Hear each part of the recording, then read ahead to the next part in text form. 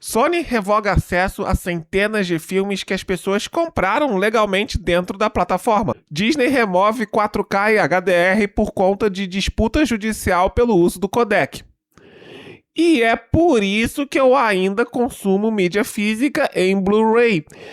Não só vou entrar naquela questão de propriedade que muitos outros vídeos que falaram de mídias físicas, principalmente por conta da polêmica da Sony, né, em terminar a produção de mídia física para jogos em 2028, mas também muitas pessoas que compram Blu-rays Ultra HD, seja esse aqui que faz parte da coletânea do Missão Impossível, que eu já tenho os primeiros 6 filmes bem aqui. Também leva em consideração que esses discos Blu-rays ele tem uma imagem de melhor qualidade e também um áudio melhor do que os streamings mesmo em seus planos premium. E esse é o tipo de comparativo que eu gostaria de trazer aqui nesse vídeo de hoje. Mas antes disso, eu queria refletir com vocês por que a mídia Blu-ray não vingou, principalmente no Brasil.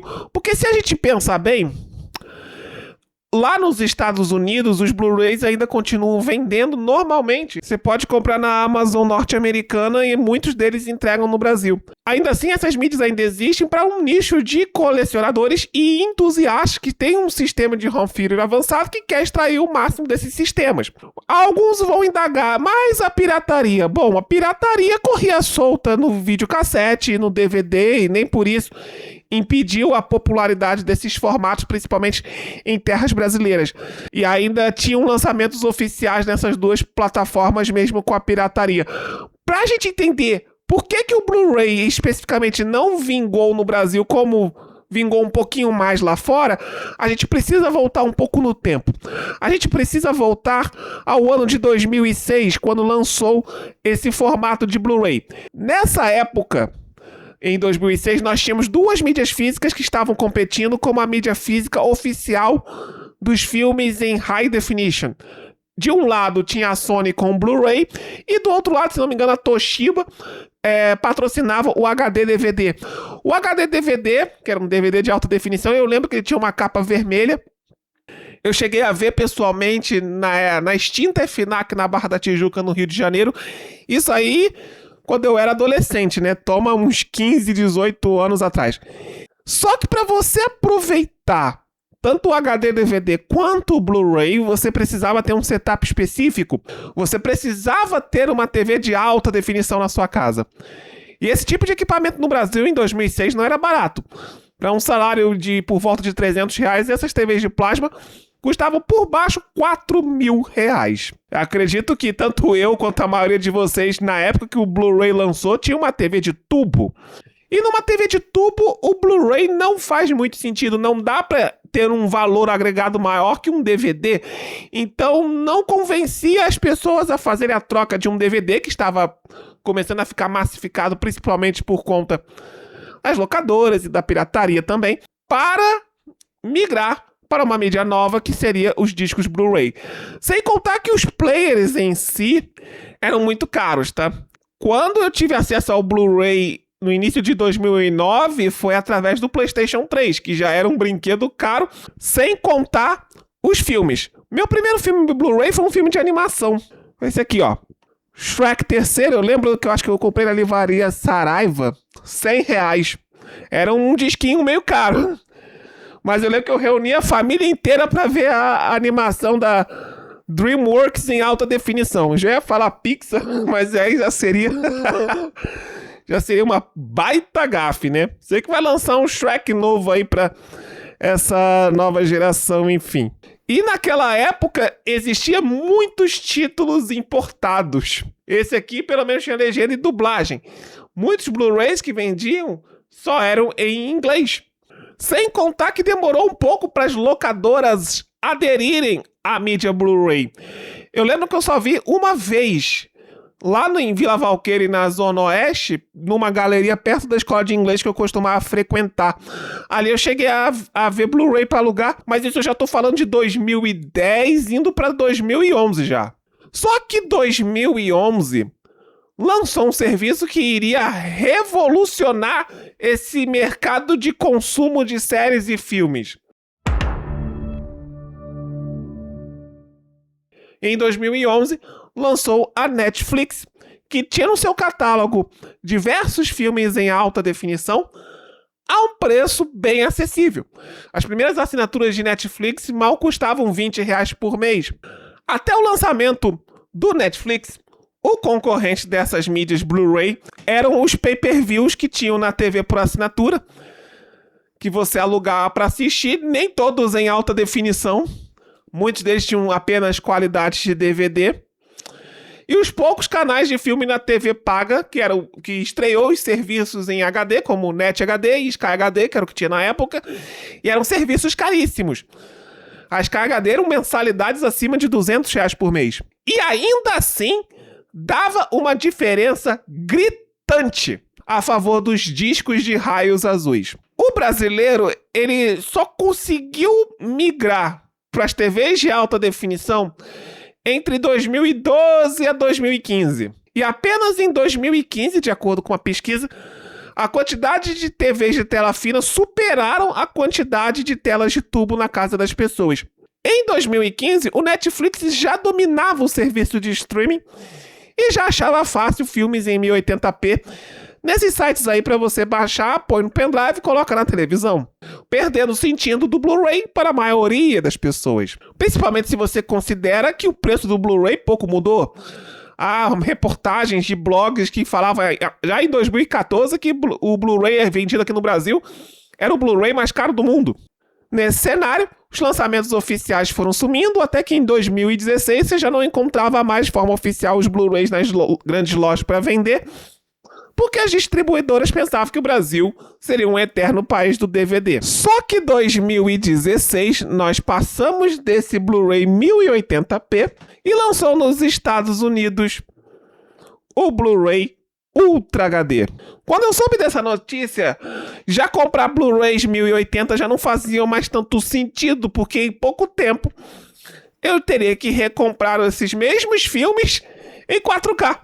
Até o Netflix, nessa época, em 2016, tinha conteúdo 4K, eram bem raros, tá? Um desses conteúdos era, por exemplo, Breaking Bad, ou House of Cards, que é uma série também dessa plataforma de streaming. As TVs 4K eram extremamente caras. Eu lembro de um vídeo que eu fiz em 2017, falando dessa tecnologia, que as TVs 4K partiam de R$4.000. As de entrada. O Blu-ray flopou tanto que nunca vimos este Blu-ray de capa preta vendido oficialmente no Brasil. Nem mesmo players de Blu-ray. Todas essas mídias aqui são importadas. Quando o brasileiro médio teve finalmente os equipamentos necessários para usufruir deste Blu-ray, já em 2015, ele perdeu completamente o timing. Agora falando um pouco desses Blu-ray Ultra HD, o que ele muda? O Blu-ray 1080p são discos de 25 ou 50 GB. Esses aqui são Blu-rays especiais, atingindo 100 GB de armazenamento, permitindo com que eu coloque os filmes em 4K, num codec H265.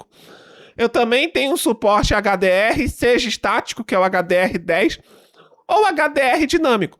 Na grande maioria dos Blu-rays, é o Dolby Vision. Só que um detalhe, nem todo player vai reproduzir em Dolby Vision. O PlayStation 5 lá atrás não suporta Dolby Vision.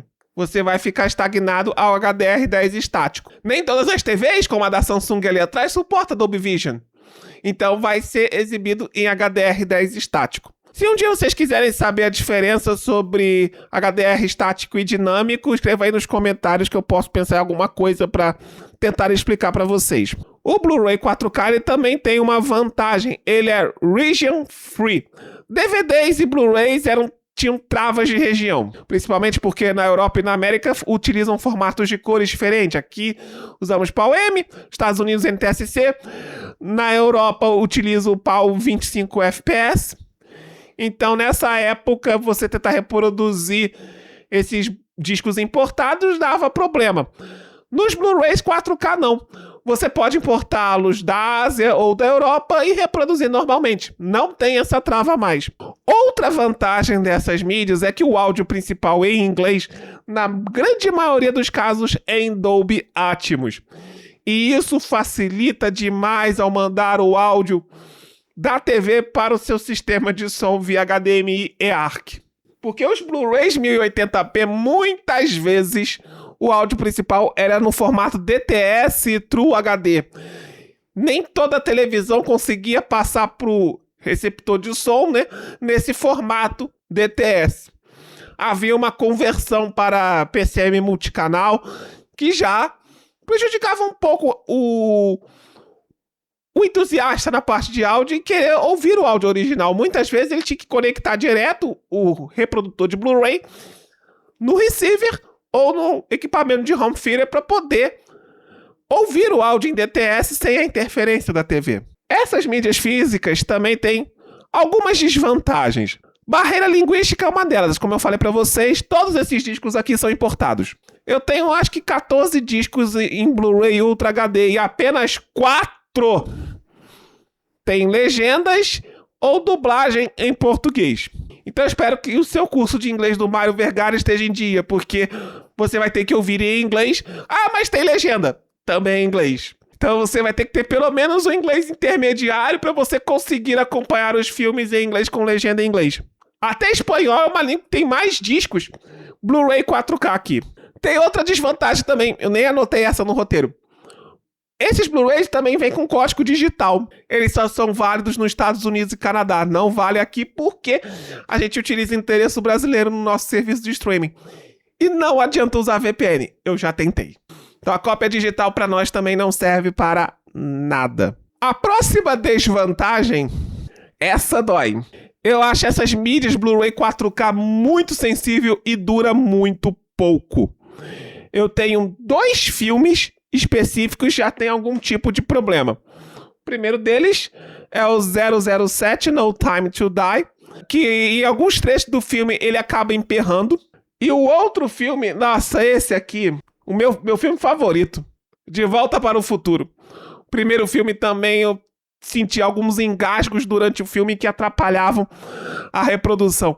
Eu me senti o velho do Laserdisc, porque o Laserdisc era outra mídia que dava muito esse tipo de problema. Uma outra coisa que eu me arrependo é de ter vendido o meu player dedicado de Blu-ray Ultra HD, porque esse aqui foi o meu primeiro disco Ultra HD que eu comprei em 2021, importado do eBay. Eu utilizei um serviço de redirecionador para trazer direto aqui pro Brasil. Porque muita coisa do eBay, não sei se vocês sabem, eles não entregam pro Brasil direto. Você vai ter que usar um serviço deles como se fosse uma caixa postal, que da caixa postal manda os produtos pro Brasil. E eu importei também um player de Blu-ray Ultra HD, que eu comprei em leilão também no eBay. Foi por uns $70, um da Sony. Só que o meu outro canal de simulação de jogos de corrida, eu queria mostrar o Gran Turismo 7 na melhor qualidade. Então eu vendi o PlayStation 4, eu vendi esse aparelho de Blu-ray Ultra HD, porque eu já enxerguei que o PlayStation 5 era um PlayStation 4 Pro e um leitor de player Ultra HD. Tudo no mesmo equipamento. Hoje, para você importar um player de Blu-ray Ultra HD, você vai gastar assim por baixo uns $400 já com os impostos incluídos.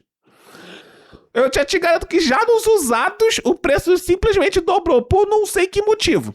E os leitores de Ultra HD da Panasonic, que suportam HDR dinâmicos mais avançados, como Dolby Vision e HDR10 Plus, esses podem chegar a um custo total para nós brasileiros por uns $800. Porque quando você vai importar dos Estados Unidos, você sabe muito bem que você vai ter o custo total praticamente dobrado. São produtos importados de alto valor, e a diferença no remessa conforme ou fora do remessa conforme também não é tão impactante para esse tipo de produto nesse valor. Lembrei de outra desvantagem que a gente vai ver daqui a pouco na comparação com o streaming. Tente ripar isso aqui. Um disco que você comprou, tente extrair as informações desse disco no seu computador. DVD era fácil, né? Um simples Nero resolvia. O Blu-ray, mais ou menos. Você encontra leitores de Blu-ray a um preço ainda razoável, aqueles via USB, que a depender da criptografia, o Make MKV consegue resolver isso. O Blu-ray Ultra HD precisa de um player específico de Ultra HD, que lê camadas de 100 GB, um firmware específico, rezar para que aquele firmware daquele Blu-ray nunca se atualize, para poder conseguir extrair as informações do disco que você comprou legalmente. Para fazer o comparativo que eu fiz daqui a pouco, foi mais fácil eu velejar os altos mares e buscar um BD Remux, que eu acredito que essa é a forma que você conhece essas mídias Blu-ray Ultra HD como você já consumiu. O BD Remux é um formato bruto. Ele extrai informações do disco, não faz nenhum tipo de reconversão. Ou seja, os filmes nesse formato, originais do Blu-ray, podem chegar a 80, 90 GB. Haja disco rígido para você armazenar esses filmes. Com a vantagem que a pessoa que fez esse trabalho pode adulterar esse arquivo, inserir uma legenda em português ou uma trilha de áudio adicional em português. Ah, mas aí é pirataria. Como é que eu vou jogar se a própria distribuidora não vende aqui oficialmente? Só que tem um problema do BD Remux.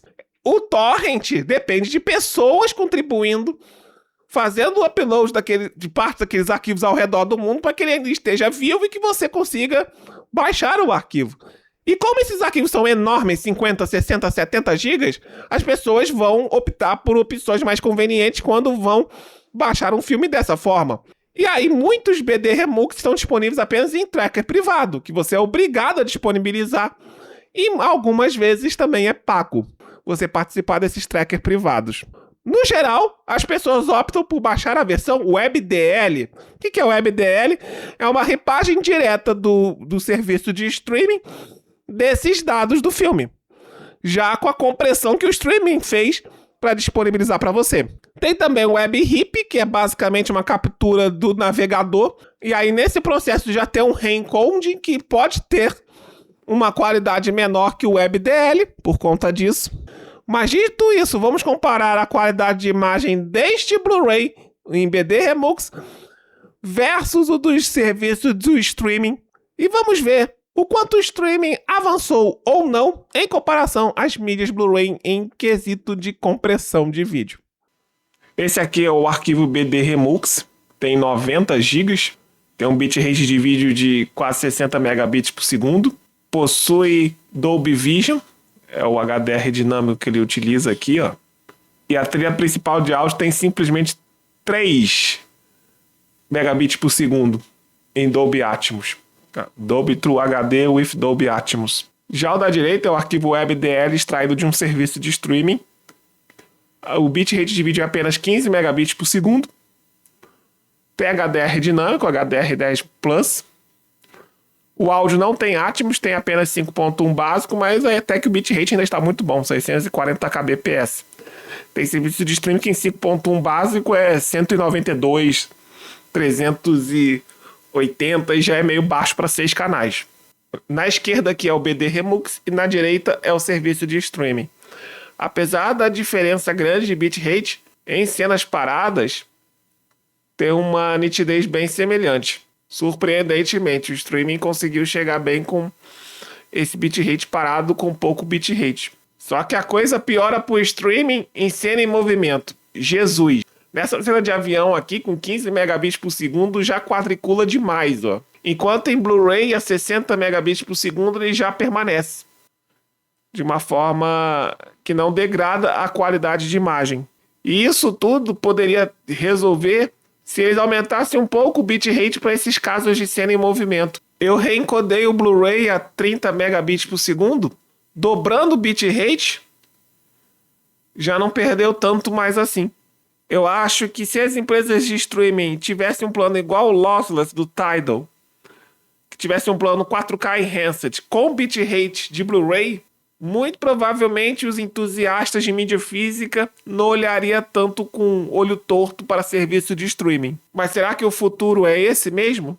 Nos obrigar a ver filmes com uma qualidade de compressão alta para cenas em movimento? Pagando por preço premium, porque as empresas são muito canguinhas com servidores, em querer economizar banda o máximo que eles podem, e tendo que lidar toda hora com problemas de codec, volta e meia eles retirando serviços, seja HDR dinâmico, seja o próprio 4K, como já aconteceu com o Prime Video no Brasil e está acontecendo com o Disney Premium na Europa. Os próprios filmes digitais vendidos, por exemplo, na Apple, também é versões WebDL. Será que é realmente o caminho que a gente está tomando?